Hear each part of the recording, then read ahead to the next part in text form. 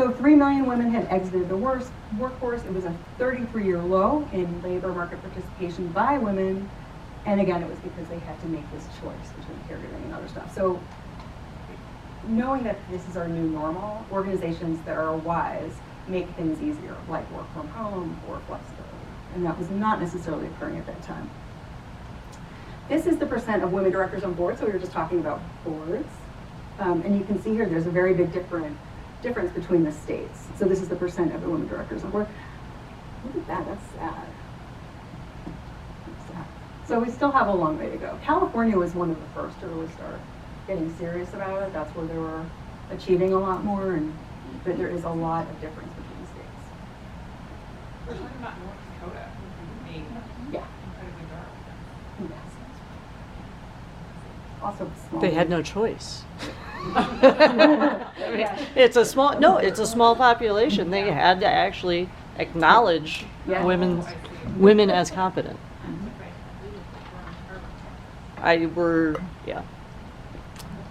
Yes, we are. But Michelle Ashby can change that.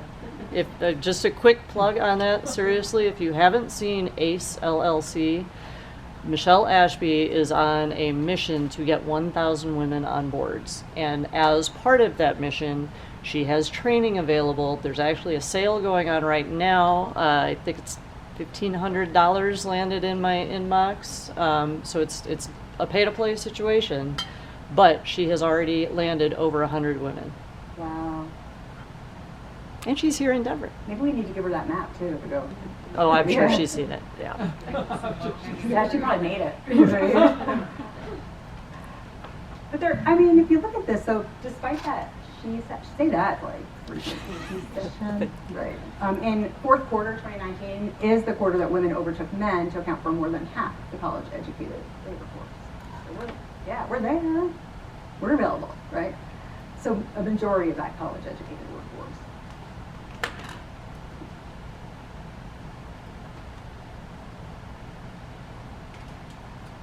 Now, this is not who's president here, because we're going to talk about it, but ONG has low female representation, but industry does not equal destiny. So if you look here, women are only 15% of the ONG workforce, and they're off, like they're kind of lumping together field too. 33% of entry-level employees are female versus 41% in other STEM industries, so kind of doing more of a fair comparison, right? And then 48% in corporate as a whole. Compared to 18 other industries, ONG ranked last in female participation at entry level and then second to last in the C-suite. So we've come far, but right, grown. So what's going on? At every stage of that ONG career pipeline, the percentage of women declines faster than at the other sectors. So there's more shakeout, more fallout. There are two areas where it falls out really fast. There's like a cliff. Number one is just getting promoted to management at all. Number one. And then the second is being promoted to senior vice president. And this is the one that was really concerning to me too. I'm like, wow, like rungs in our ladder are broken. That's what's happening, right? But it is doable. So if we look here, I mean, we've built 66, which is in our industry, but Northrop Grumman, so defense, aerospace, Caterpillar, and Ford, there are Fortune companies that are in traditionally male-dominated industries that do have relatively high female representation on the boards. It's doable, it's possible, and it's really good for those organizations.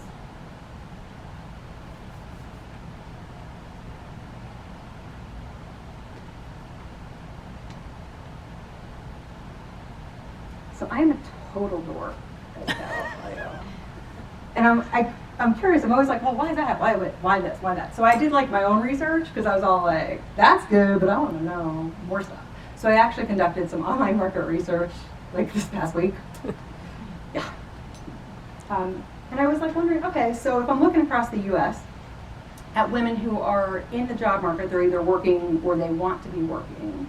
I wanted to figure out, like, what do they consider when they're going to work for an employer? So what you can see here is there's important and then very important, and that number on the end is like a top $2. So what you can see here is fair salary, and you see like great health insurance. So it's kind of like these benefits, compensation thing, but then also opportunity for growth. So whether it's opportunity to learn and develop or opportunity for advancement, those are top of the list. That's what's most important. Now, I will tell you over here, and these are still pretty high, right? Like 59% want inclusive culture, 52% want the opportunity to work from home. You know, just 36% childcare benefits, but be careful with this one, because what I did not do is stratify between those who are working mothers and those who are not. So it would be much higher if it was a working mother. Do any of these surprise anybody?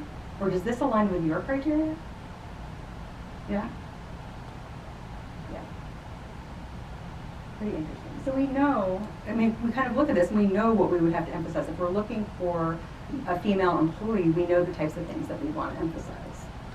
So what is this thing between the flexible work schedule versus the ability to work from home? Is that like completely remote? Ability to work from home would be working remote, and then flexible work schedule could be like, I'm going to work for, 4/10s, or I'm going to work More hours than location. Yeah. Yeah. But they're related. They're highly Mhm. related. That's a great question. And so that was a total of 85 respondents? 111. Okay, so there were 100. Yeah. Okay. 111. I'm at a weird angle. And my marketing prof taught me to ask that question. Yeah. Yeah. How big was the pool? As I tried to put like slides in front of them with like percent charts with their 3 people with a percent pie chart just to see they would catch it. But you know, also you said that women get promoted less, right? But if you look like opportunity for advancement, like from the beginning, it's just important. It's not something that, like it's the highest number from Yeah. everything that they pick. Which That's is right. why they leave. That's all right. Yeah. They want it, they can't get it. Yeah. In but some it's just cases. important, and it's not very important. So when they're picking their job, they're not looking for that. Is that, am I reading it wrong? When they're looking for a job, they're looking to know that they would have the opportunity to grow and develop But and to advance. the blue is important for them. The yellow one is very important. So like their salary is extremely important, what they're looking for. Mhm. But the opportunity to advance is one of the highest numbers, so they're not really looking for that, right? Like that is important, but it's not very important, right? Like, Well, what you're not seeing here too is there's a neutral, there's an unimportant, and Oh, not very gotcha. important. So I'm just showing you oh, anything that's that. already what they picked. Yeah, yeah. But I'm glad you brought that up. Yeah. So the other, that's the part that is not. So all these things are really important. Yes. Mhm. Yeah. Yeah, and I would even say also childcare benefits are important too, just to women who are mothers or planning on being mothers. Yeah, they're all to the right of neutral. Yeah.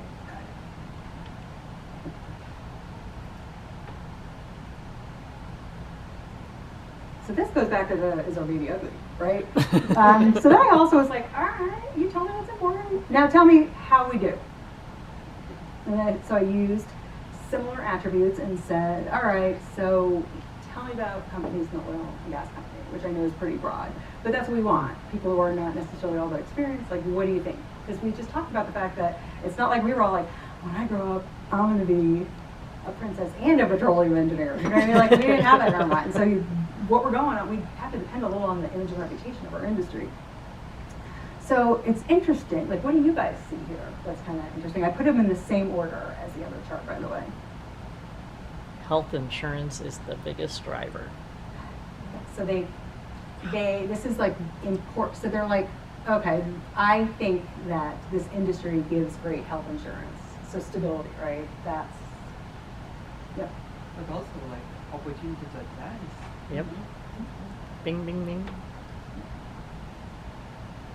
And then you can see here too, it's like they a little less likely to think they'll work from home or inclusive culture. And then you can see over here, this really doesn't surprise us though, right? It's that environmentally responsible. They don't necessarily perceive us that way, which is interesting because I actually think we're not telling our story all that well.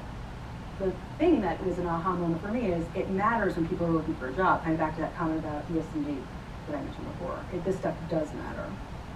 Did you define fair salary? Is No. that like market comparable or to your male equivalent? Yeah.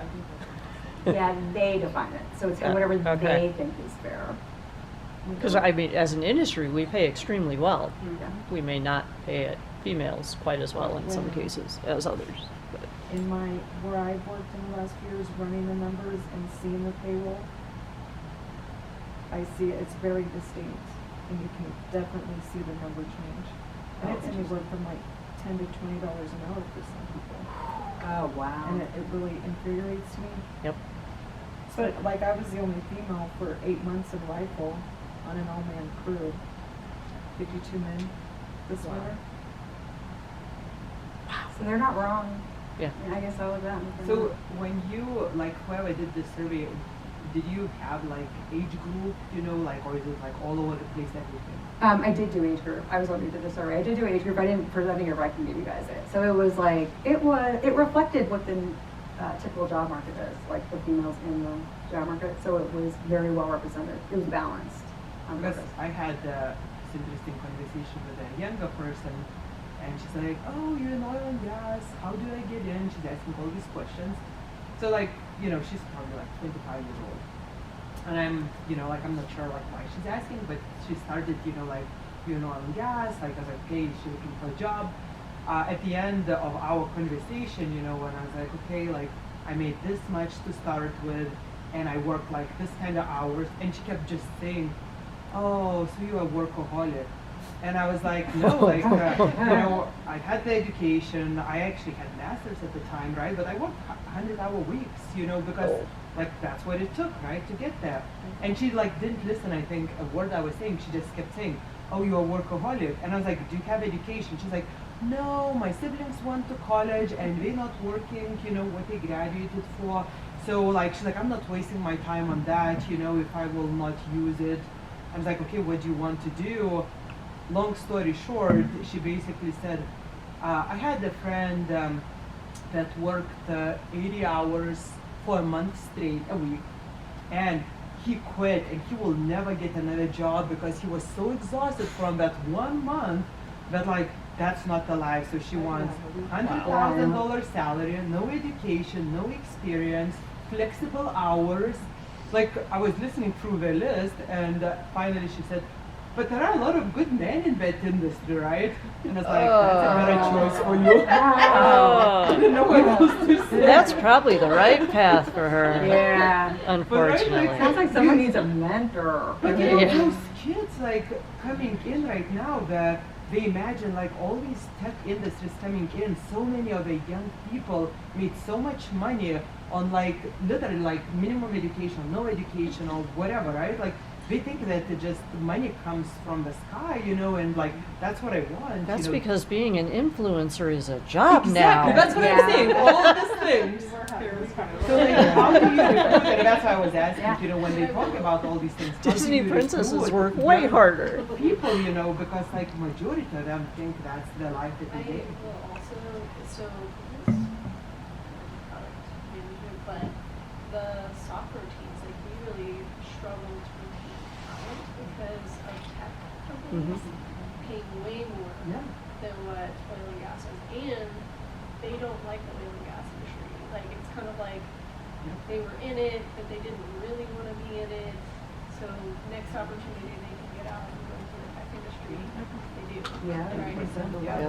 Yeah. Fairism. And when they sit in front of the Family computer, they friends. need to come to work, you know, they do all these other things, you know, in their way, you know, that completely different.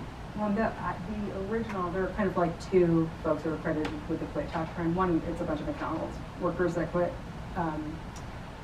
The other one was a woman who left a corporate job and to be an influencer. But you're kind of watching her, and I was like looking through the progress, and then she's struggling to pay her bills at a point, and I'm like, kind of what you get. You know what I They mean? give you product. Yeah, I'm like, kind of what you get, and also you spelled your wrong. She's like, yeah, I'm just saying. Yeah. Can you see why we got to be Just a friends? female, right? I mean, that's just a generational thing, because we have a lot of young engineers that have just joined the workforce, and the industry is very much boom and bust, right? So there's gonna be times where you have this downtime, but then there's gonna be time when your hair is on fire and you're going off 10, and all of our experienced engineers understand and know this, right? So they're rolling up their sleeves, they're getting to work, and they're like, we cannot get our workforce to understand that sometimes you're not gonna just work 80 hours, and they're like, nope, done, clocked out, and there's projects that are, you know, they're not moving along as quickly as we normally work. but it's a generational thing. It has nothing to do with male, female, I think, right now. Yeah. I Well, just and part of it is they actually think there is a thing called work-life balance rather than the ebb and flow of what that really looks like. Yep. I mean, you Yeah. can't always have your life in order. Sometimes you gotta work. Yeah. Well, and I had great advice from one of my mentors early on, and she told me, you can have it all. You just can't have it all at once. I'm like, Mhm. yeah, you can't have it all at the same time. I mean, that's absolutely true. And I do see it as a generational thing. I mean, it's like I have this conversation with like some of my clients too, where it's like some of their employees are leaving. It's, well, I want to spend time with my kids. Well, they do too. You know what I mean? Or they want to like actually have some downtime. But, and it's hard. It's hard to get them to say it. And you need them because there are no other bodies filling the position. I think it's probably them probably compensating from what they saw their parents do too. Just Mhm. like you said earlier, we're not going to go do what our parents did Yeah. because we saw how they do their job or like what's going on all the time. So we're like, I'm not doing that. And so these kids are also seeing us work 80-hour weeks and 100-hour weeks, and like, I'm not going to do that because I know how it affected me as Yeah. a young person. Mhm. So they're not going to That's a great point. crack that door to allow that. They're being the change they want to see in the industry, and you're not that. Well, it's true. It's true. Like the reward for doing, like working an 80-hour week is they ask you to do 85 hours. If you want something done, give it to a busy person, and you will do it, right? And so what ends up happening is that's the new norm. I mean, it used to be that no one expected you to be accessible all times of day. But I don't know about you guys. I can't. If an email comes at 10 p.m., I'm like, Ding! yeah, Pavlov. What they put it away. And I'm like, how do you do that? it's hard. I don't know. It's hard. I Right, physically right, put like- it in a different room. Yeah. Yeah. What I do is, my boxing instructor, who's a formal pro, takes it from me. I'm too afraid of him to try and get the phone back as he holds it up. I'm like, it's yours. I don't want a black eye.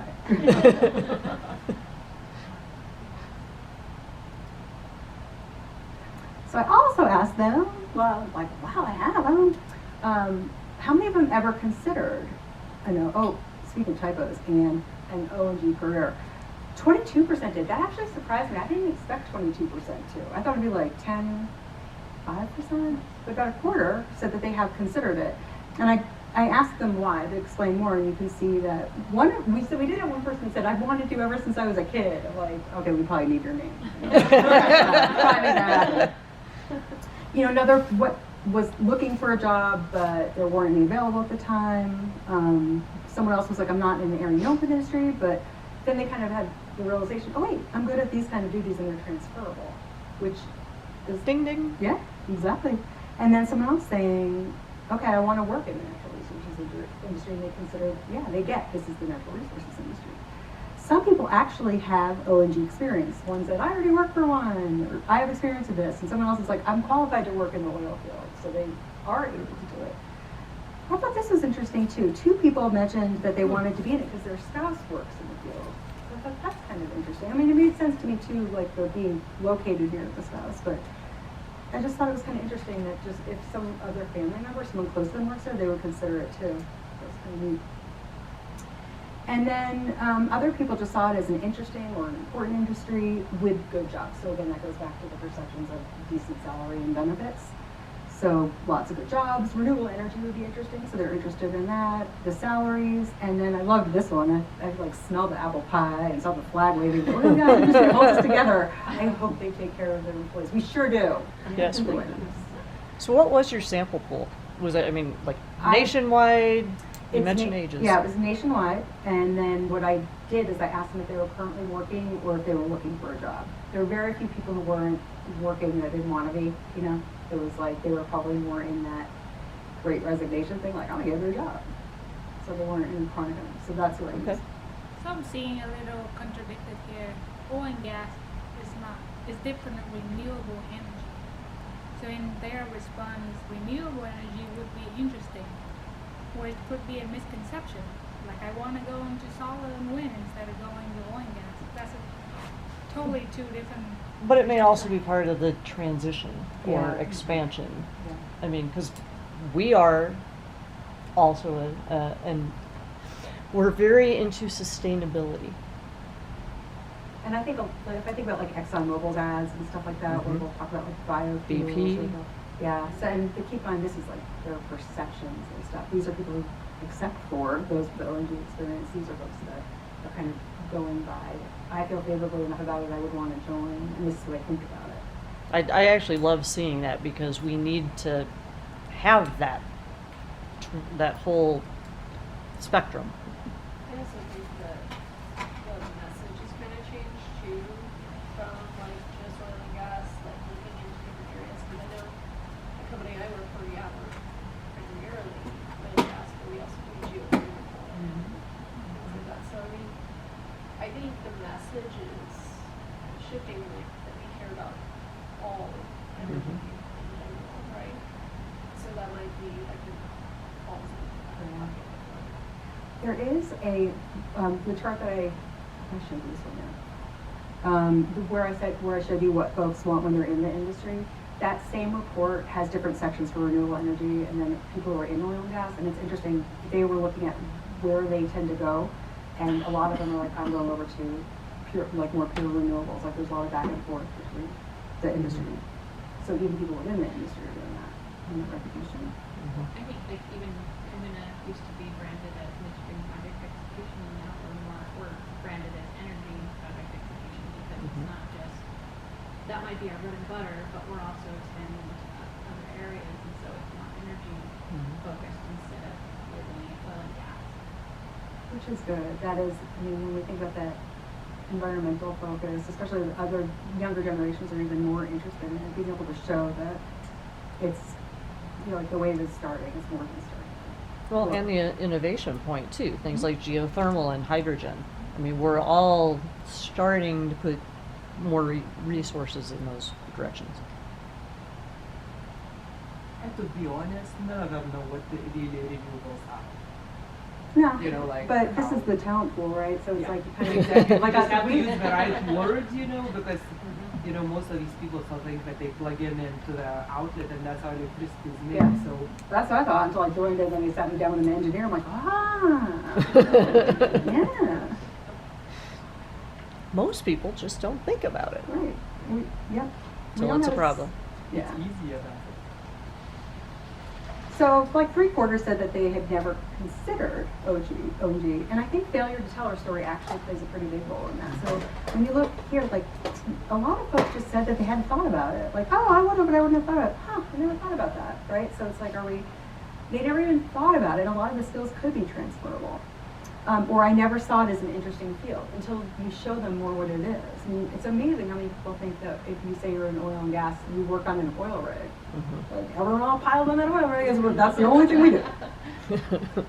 Or just general lack of knowledge, like I don't know much about the industry, which is kind of similar, right? Some people like, I never thought about it. The other thing is, other people were like, this doesn't surprise me. Other people were interested in another industry or profession. So, I mean, it's interesting too, like I never considered it. I'm an architect, but I mean, transferable skills.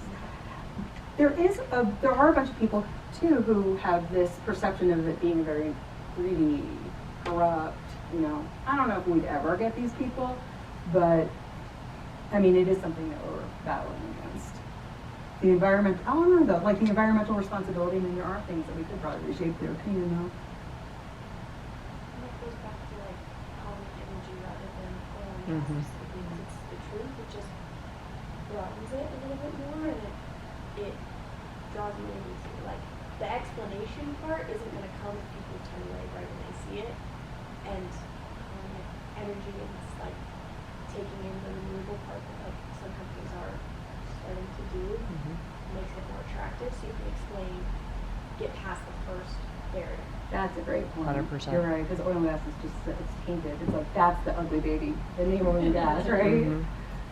You know, one of the interesting thing I was talking with one of the drilling managers for Chevron, and he said his like the way he hires his drilling engineers, like they're gamers, and he said amazing, like like playing those games is like a real live game, and they like he's like those are like the best drilling engineers you know that you can get on the rigs, and like Really? he's like that's just phenomenal, and for them it's like real life game, you know, like we Mhm. Huh, well, I guess I have 3 teenagers. I guess I need to tell my boys, like, I Xbox never fine. think about- I wanna see There you that, go. I know? go on a rig on the tour. I gotta do one for them. Yeah. You go inside one, Oh, I bet that was so and they cool. literally are sitting there, Wow. Yeah. Joysticks. like, it's really neat. It's like their fingers are so used to like all these, you know, Oh my God. joysticks and whatever Yeah. things. Mhm. And he's like, you will never find a better drilling engineer like other than the guys that like really good at playing video games. And I think good it- yeah. auto theft person too, right? They could do GTA and they could do. Yeah. Yeah. I think a lot of that has to do with like split second decisions and knowing Yeah. what's coming up full. And you've got to figure out how to stop it. Yeah, you're right, and that, like, It makes a lot of playing video sense, games huh? are- Yeah. Yeah. But never even thought about that, right? Like that's Talk about if you're good at transferable about- skills. Yeah, about like playing video games, you know, that's the best job for you. Come try. Yeah, no joke. Or like coming up with some, because there's like Minecraft and stuff like that where people like build stuff and. I was gonna say some of our, software, we did some engineering in oil and gas and trading. Wow. That is See, we can take that smooth. Yeah. That's where we need a server. Maybe all of us need to come up with like a gamification strategy. I like it. Our own game. And then we could all like TikTok it. I'm quitting my job.